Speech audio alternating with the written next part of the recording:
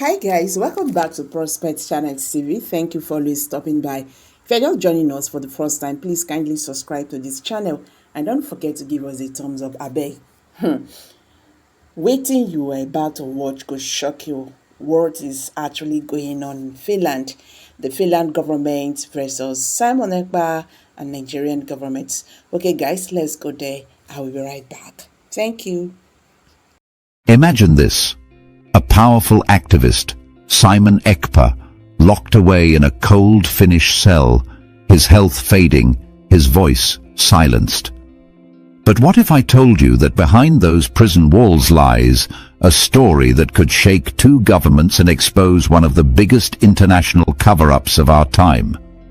His lawyer, the fearless Kaarle Gummerus, just dropped a bombshell. Simon Ekpa isn't just unwell.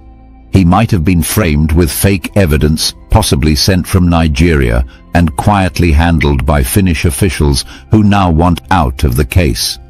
Even the prosecutor, Hakala, called it boring and walked away. But was it boredom or guilt? What are they hiding from the world? And here's where it gets even bigger.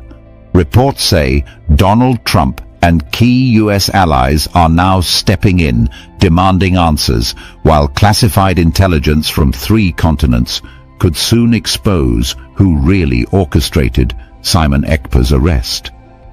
This isn't just a courtroom story. It's a global chess match between truth and power, justice and manipulation.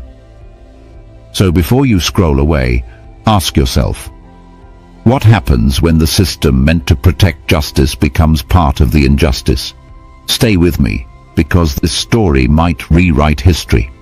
And Simon Ekpa's next move could change everything. Simon Ekpa's lawyer, Kaarle Gummerus, reveals that Simon Ekpa might currently be unwell and receiving medical treatment at Kilmakoski Correctional Center in Finland. Lawyer Kaarle Gummerus emphasized that Simon Ekpa should not be released under a pardon, but rather fully acquitted because there was no valid evidence to convict him in the first place, insisting that any release must come with a public apology and financial compensation for his suffering and loss of income. The prosecutor Hakala, who handled Simon Ekpa's case in the Päijät-Häme District Court, has reportedly expressed disinterest in continuing the case at the appeal level, saying the case has become boring and he plans to step away from it entirely.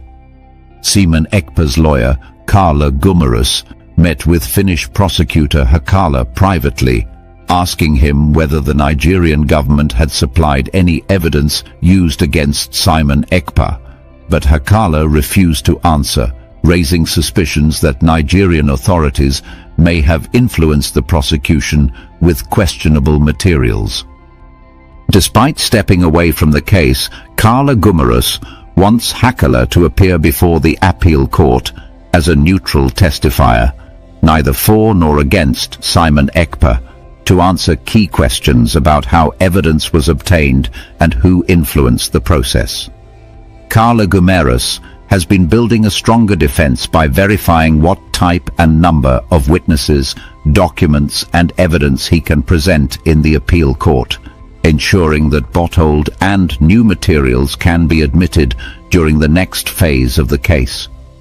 The defense lawyer has also made a surprising move by contacting General Christopher Musa, a top figure in the Nigerian military, reportedly to obtain direct copies of evidence the Nigerian government sent to the Finnish prosecutor, as well as counter-evidence from U.S. intelligence sources.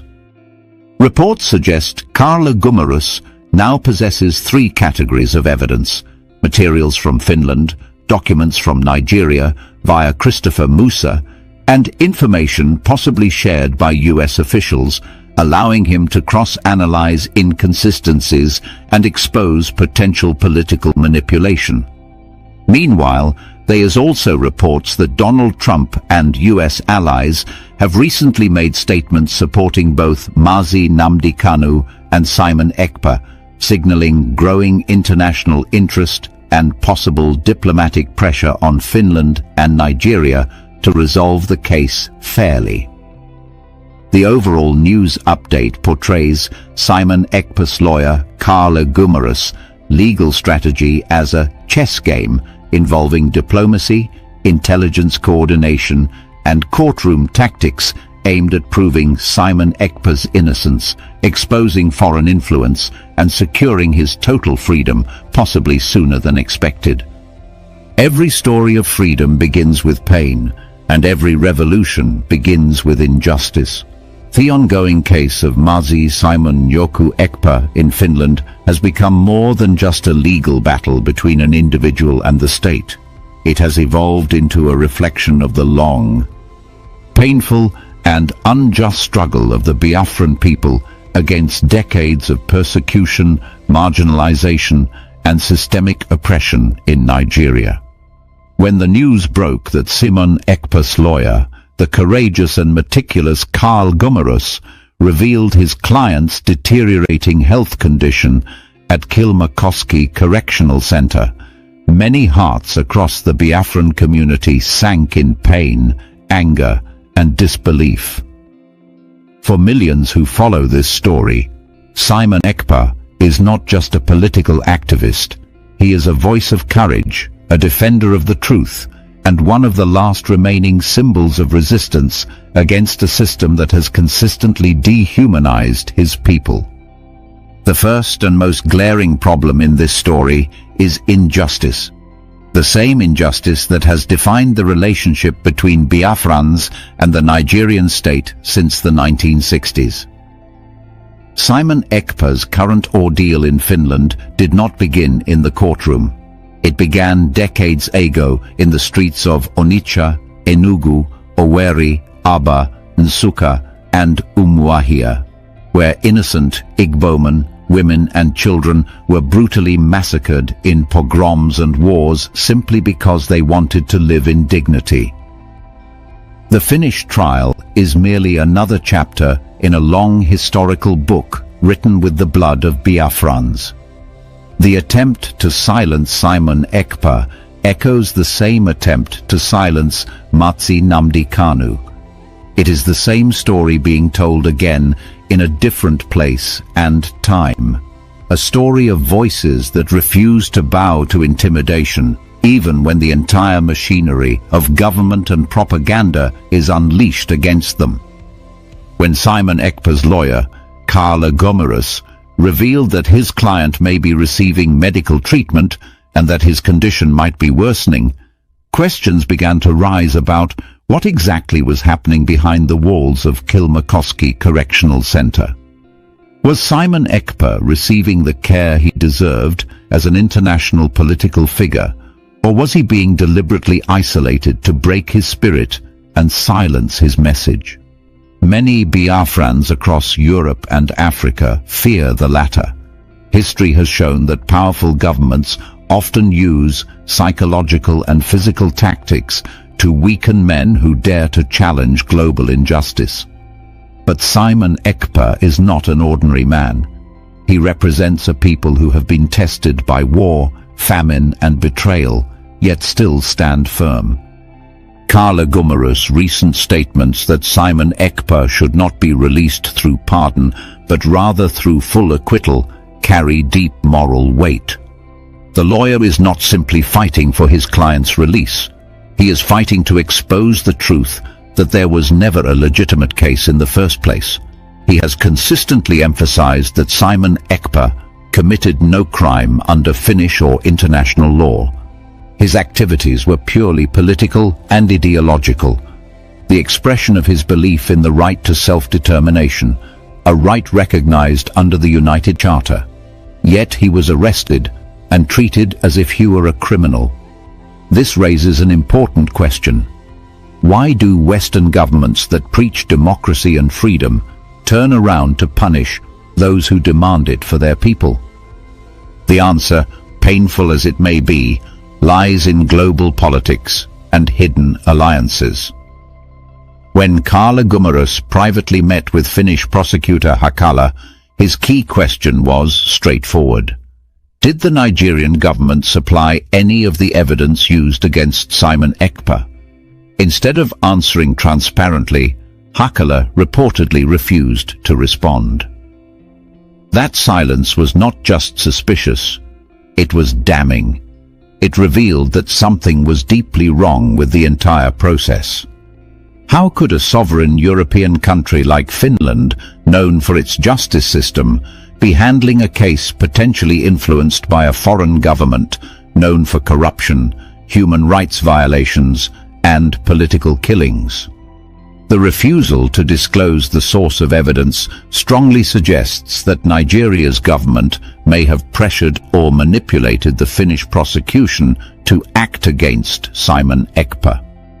This was not surprising to anyone familiar with how Nigeria operates. Since 1967, the Nigerian state has used intimidation, propaganda, and foreign influence to silence Biafran voices abroad. From the days of Matsi Emeka Ojukwu, who was forced into exile after the Biafran War, to the abduction of Matsi Nnamdi Kanu in Kenya, the pattern has been clear: silence Biafran leaders by any means necessary. The attempt to criminalize Simon Ekpa fits perfectly into this historical strategy. But what those in power often forget is that you can imprison a man, but you cannot imprison an idea whose time has come. Biafra is no longer a whisper. It is a global echo. The prosecutor Hakala's alleged disinterest in continuing the case, calling it boring, show weak and politically driven it was from the start. A prosecutor who truly believes in justice would not abandon a case out of boredom, unless he knew there was no substance left to pursue. His withdrawal is more than professional fatigue. It is an unspoken admission that the Finnish authorities may have been used to serve another nation's political agenda. In a world where diplomacy and trade often outweigh justice and morality, smaller nations like Finland sometimes find themselves entangled in larger political webs. But Simon Ekpa's lawyer, Carla Gumerus, has proven to be a man who refuses to be intimidated. His insistence that Hakala should still appear before the appeal court, not as an adversary but as a neutral witness, is a strategic masterstroke. It ensures that the truth cannot be buried, and it forces transparency into a process that was initially clouded by secrecy. Meanwhile, Gumerus's strategy has grown more sophisticated. He is not only defending Simon Ekpa in court, but also building a transnational legal network that connects Europe, Africa, and America. By reaching out to General Christopher Musa, a key figure in the Nigerian military, Gumerus has taken the battle to the very source of the allegations. Reports suggest that he requested original copies of all documents and materials Nigeria supposedly sent to Finland. This is a bold and brilliant move because it allows him to cross-check the authenticity of each piece of evidence and determine whether there were alterations, fabrications, or forged materials. Even more astonishingly, the lawyer has reportedly sought counter-evidence from United States intelligence agencies, a move that suggests the involvement of higher diplomatic and intelligence interests in ensuring a fair trial. This triangular strategy, involving Finland, Nigeria, and the United States, is what many analysts now describe as a legal chess game. It is a game of patience, logic, and truth. For the Biafran people, this case is not just about Simon Ekpa's freedom, it is about reclaiming their dignity in the eyes of the world. It is about showing that the Biafran cause, long demonized by Nigerian propaganda, stands on the foundation of law, evidence, and justice. Every new document, every new witness, and every new revelation brings the Biafran struggle closer to legitimacy in the international community. One of the most interesting developments in recent weeks is the reported support from former United States President Donald Trump and some of his international allies for both Nnamdi Kanu and Simon Ekpa. Their statements have introduced a fresh wave of optimism within the Biafran movement. It signals that the world is finally beginning to pay attention, that the cries of the oppressed are no longer falling on deaf ears.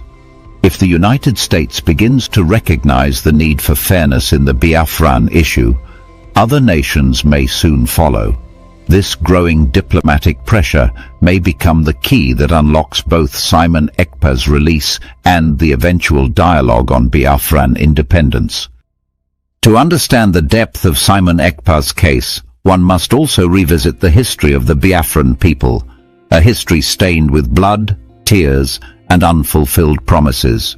From the massacre of Igbos in the northern regions before the 1967 war, to the starvation policy during the conflict that killed more than 3 million innocent Biafrans, the Nigerian state has repeatedly demonstrated hostility toward the Igbo population. Even after the war ended, the supposed policy of no victor, no vanquished was never implemented in truth. Instead, the Igbo people were systematically excluded from national decision-making, denied access to military and economic power, and marginalized in federal allocations and political representation.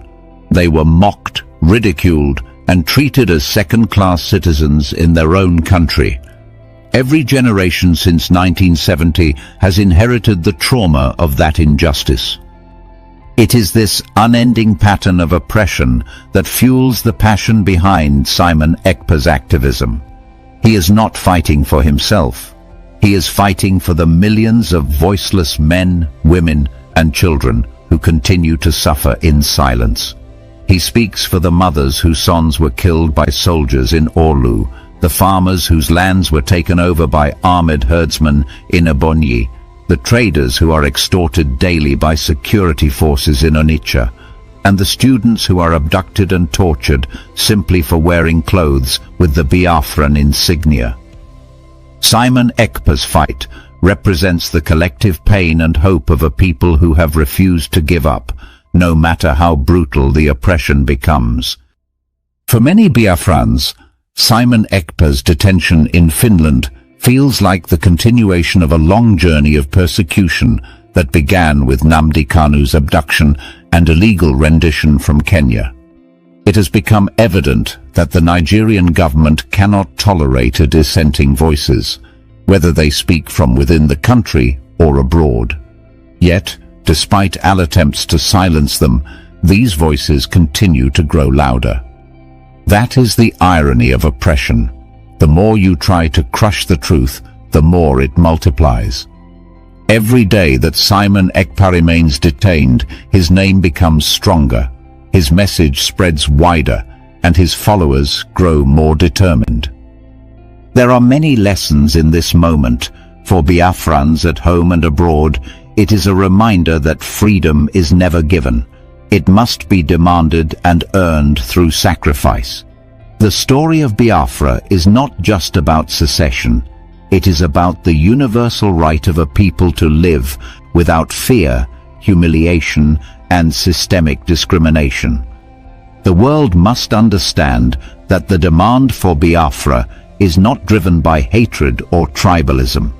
It is driven by survival, dignity, and the simple desire to live as free men and women. Simon Ekpa's suffering, like that of Nnamdi Kanu, is a call to conscience for humanity to look beyond political labels and see the human tragedy hidden behind them. If there is any hope in this story, it lies in the growing unity among Biafrans. For the first time in decades, Biafrans across continents are speaking with one voice. Lawyers, doctors, engineers, traders, and students are coming together to demand justice for Simon Ekpa and Nnamdi Kanu. This unity is powerful because it sends a message to both Finland and Nigeria. You can imprison individuals, but you cannot imprison an entire nation's spirit. As Simon Ekpa's legal team prepares for the appeal, the world watches closely. And as the truth unfolds in the courtroom, history will record who stood for justice and who stood for political convenience. For those who feel weary or afraid, remember this: every great movement in history was once mocked, ridiculed, and suppressed before it was celebrated. From Nelson Mandela in South Africa to Mahatma Gandhi in India and Martin Luther King Jr. in America, every freedom fighter was once labeled a criminal. Simon Ekpa stands in that same line of history. His courage reminds us that the road to freedom is never easy, but it is always worth walking. And though the night may be long, morning always comes. To the Biafran youth who have lost faith, this is your moment to rise.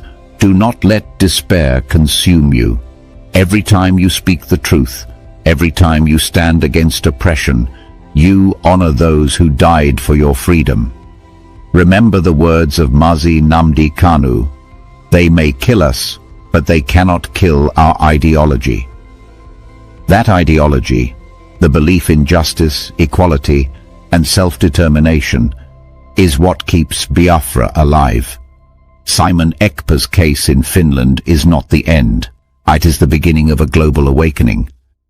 As for possible solutions, there is a long road ahead. Finland must demonstrate moral courage by not yielding to Nigerian political influence. It must release Simon Ekpa unconditionally and apologize for the psychological and physical harm caused by his unjust detention. Nigeria, too, must face the truth that peace cannot be built on injustice. It must open genuine dialogue with Biafran representatives, not through violence or deceit, but through respect and reconciliation. The international community must also play its part. Silence in the face of oppression is complicity. Global leaders must pressure Nigeria to respect human rights, stop extrajudicial killings, and end the persecution of Biafran activists. Until that day comes, the struggle continues. Biafra is not dead.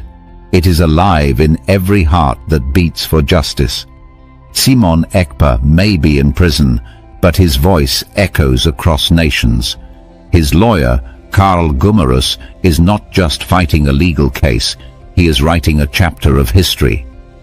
And every Biafran who refuses to bow to fear is helping to write that same chapter with courage and truth.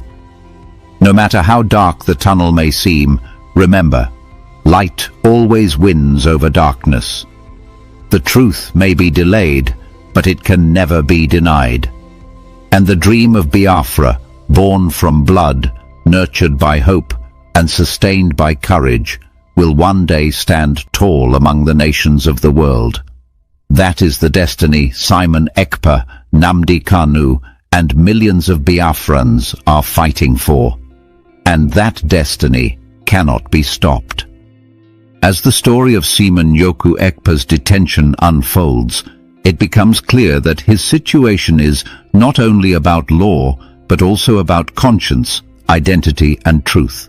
The struggle surrounding his case in Finland has exposed layers of complexity that go beyond any courtroom walls. It is a test of how far modern justice can resist the weight of political influence, and a mirror reflecting how far humanity has come, or failed to come, in standing for the oppressed.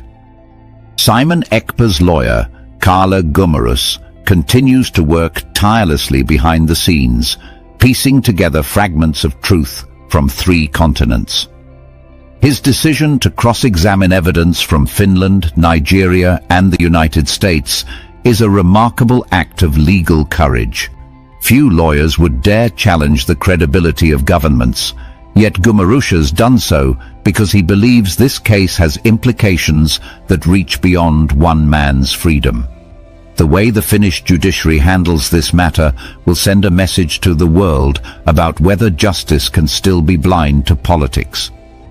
In recent weeks, Whispers have grown louder that the documents sent from Nigeria to Finland may not match the originals stored in Abuja. If verified, that discovery could shake the entire foundation of the prosecution. It would mean that Simon Ekpa's arrest was not only unjust, but possibly orchestrated with falsified materials. When one looks beyond the courtroom drama, the essence of this story becomes clear. It is not about one man's guilt or innocence. It is about whether truth still matters in a world dominated by politics. It is about whether a small community of people who have suffered unspeakable pain can finally be heard. It is about whether nations that claim to defend human rights will stand by those principles when doing so becomes inconvenient. To all Biafrans, wherever they may be, this moment demands courage, but also wisdom. The world is watching.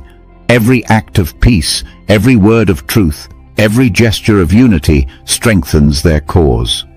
Anger may burn quickly, but understanding burns longer.